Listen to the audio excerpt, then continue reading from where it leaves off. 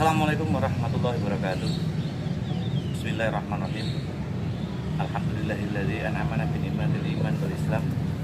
Wa nusalli wa nusallimu ala khairil anam wa ala alihi wa sahbihi asma'in ma ba'du. Kepada seluruh pemirsa yang terhormat, kembali bertemu dengan channel besar. Pada kesempatan kali ini saya berada di Masjid Agung Kendal, dan waktu ini saya pada waktu malam ya, dan nanti kita akan ngevlog ataupun akan ziarah ke makom yang pertama, yaitu makom Wali Joko yang berada di sebelah kanan. Kalau dari tempat saya itu sebelah kanan dari masjid ini. Yang satu yaitu Wali Gembyang yang berada di desa sekitar sana ya. Nanti kita lihat sendiri nanti, karena pada waktu ini saya juga belum pernah ke Wali Gembyang. Mungkin sedikit ada gambaran dan nanti akan saya ceritakan untuk globalnya, bahwa Wali Gembyang ini adalah konon ceritanya pendiri dari kota Kendal. Sedangkan untuk Wali Joko, beliau adalah putra bungsu dari keturunan Majapahit, dan ketika setelah runtuh kemudian beliau menyebarkan agama Islam, dan beliau bertemu salah satu dari wali santri dari Sunan Ampel. Nah, untuk lebih jelasnya nanti akan saya terangkan dan kisah dari satu persatu dari Wali Joko dan Wali Gembyang. Nanti juga kita akan berziarah di sana. Oke pemirsa, kita lanjut. Bahwasanya Masjid Agung Kendal ini tak lepas daripada Wali Joko. Sebelum Islam hadir, masyarakat Indonesia mempunyai keyakinan sesuai agama nenek moyang mereka, yaitu Hindu dan Buddha. Tidak sedikit pula masyarakat yang menyembah sesuatu yang mereka yakini sebagai roh nenek moyang mereka. Seiring berjalannya waktu, Islam masuk ke Nusantara dan mengalami persebaran yang sangat pesat. Hal ini tidak lepas dari peran ulama dan perjuangan yang luar biasa. Salah satunya yang memiliki peran penting dalam penyebaran agama Islam Nusantara adalah Wali Joko. Beliau lebih banyak bergerak di wilayah Kendal dan sekitarnya. Wali Joko yang mempunyai nama lain Raden Panggung lahir tahun 1463 Masehi. Beliau merupakan putra bungsu dari Raja Majapahit terakhir, Raja Brawijaya V atau Prabu Kertabumi, dari hasil pernikahan dengan Sri Muradaningrum atau Chandrawati. Wali Joko hidup di tengah-tengah kerajaan Majapahit. Beliau berperan sebagai Pangeran Majapahit dengan seorang kakak kandungnya yang bernama Sri Bathara Katong. Raden Panggung atau Wali Joko ini masih punya saudara ataupun kakak tiri seperti ada Raden Patah, Pangeran Joko Sengkoro, Pangeran Lembu Gugur, dan masih banyak yang lain. Perjuangan Pangeran Panggung menyebarkan Islam dimulai sejak runtuhnya kerajaan Majapahit. Kemudian Wali Joko dalam masa pelarian dari kekalahan kerajaan Majapahit terpisah dari ayahnya dan melarikan diri ke arah timur, tepatnya di Bonang, Tuban. Dalam pelarian Wali Joko tersebut, bertemulah beliau dengan murid dari Sunan Ampel namanya Syekh Ibrahim Asmoro atau Syekh Ibrahim Asmoro Kondi. Nah, kemudian beliau memeluk Islam. Beliau juga salah satu santri dari Kanjeng Sunan Kalijogo, dan beliau mendapat julukan Syekh Rafiuddin.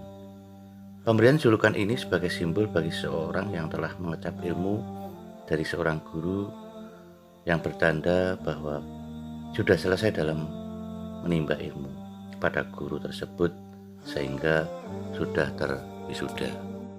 Setelah dipandang cukup menguasai ilmu agama yang diajarkan oleh Sunan Kalijogo, bersama dengan kakak kandungnya Sri Bathara Katong, Walijogo ditugaskan untuk berdakwah menyebarkan agama Islam.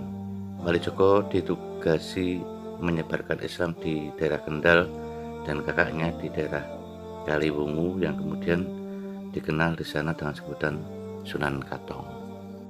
Ketika sampai di Kendal, Walijogo tidak langsung berdakwah.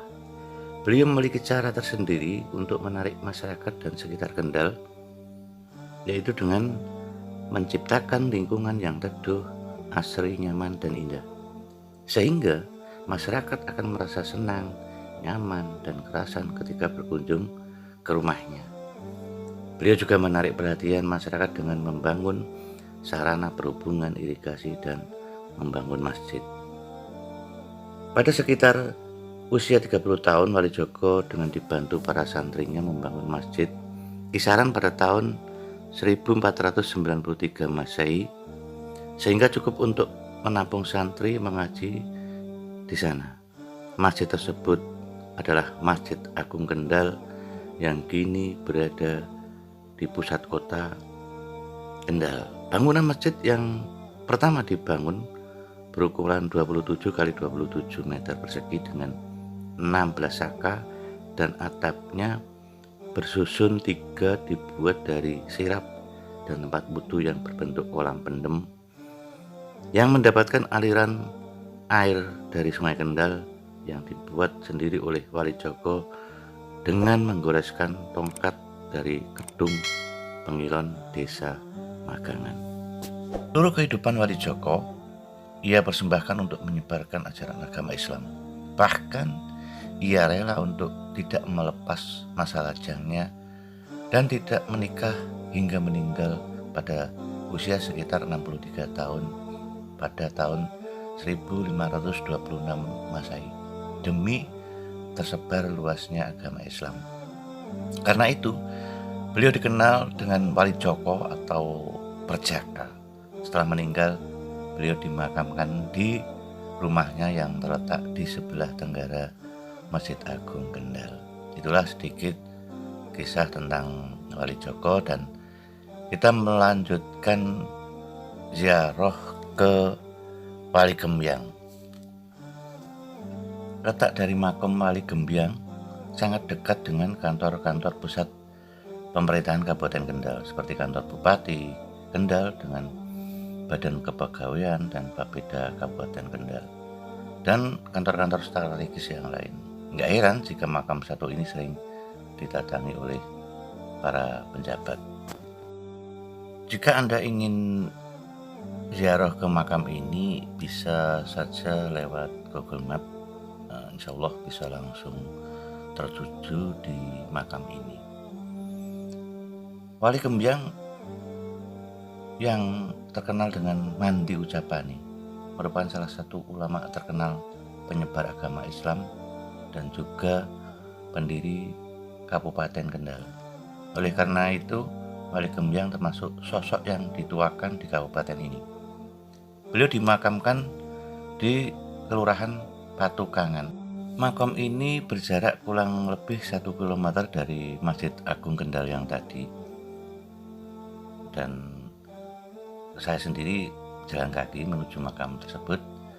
Dan setelah sampai di lokasi, akan terlihat bangunan dengan ukuran sekitar 6 x 8 dengan papan nama makam Wali Gembyang. Peziarah bisa izin terlebih dahulu atau masuk ke depan langsung makam ya. Kemudian beliau juga merupakan ulama yang memiliki kelinuwihan. Berjuang Wali Gembyang menyiarkan agama Islam seperti yang dilakukan oleh para waliullah yang lain. Sebelum Wali Gembyang ini berada di Kendal, rupanya Wali Gembyang telah berlebih dahulu dahulu menyiarkan Islam di negara Cina. Cukup lama beliau hidup di Cina. Di sana beliau dipanggil dengan nama Han Bian, padahal nama asli Wali Gembyang adalah Hamzah. Dari nama aslinya bisa disimpulkan bahwa beliau berasal dari negara Arab, yaitu Hamzah. Sedangkan Gembyang merupakan nama panggilan yang semula Han Bian. Kemudian beliau masuk ke Jawa dan sempat melakukan pertemuan dengan Sunan Kalijogo di Demak. Setelah itu beliau diutus untuk menuju Kendal dan mengembangkan ajarannya. Sesampainya di Kendal, Wali Gembyang benar-benar berjuang dan membantu mengembangkan Kabupaten Kendal dalam segala bidang. Pada sekitar 1628 Masehi, dalam perjuangan serta siarnya, Wali Gembyang memiliki ribuan santri yang ikut dalam ajaran Torekot Satariyah.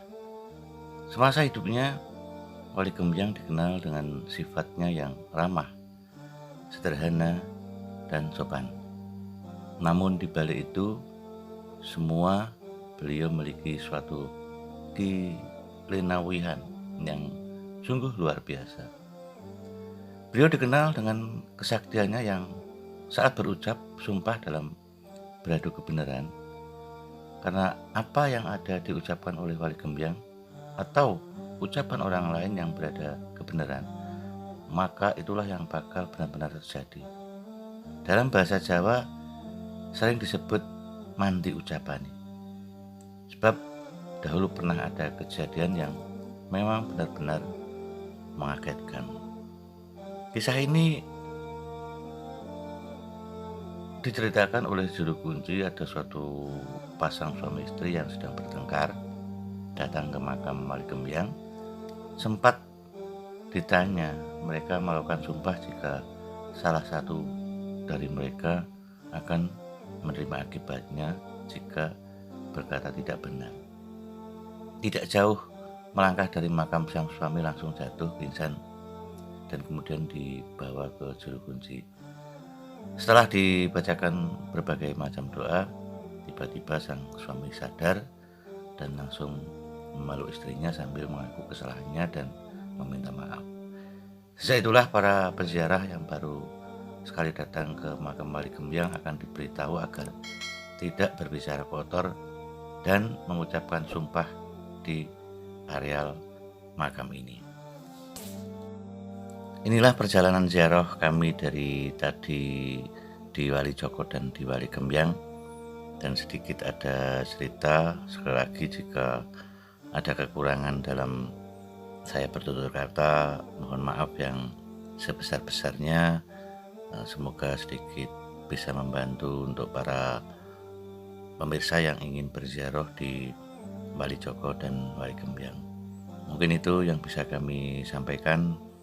Mohon maaf segala kekhilafan. Akhir kali, Assalamualaikum warahmatullahi wabarakatuh.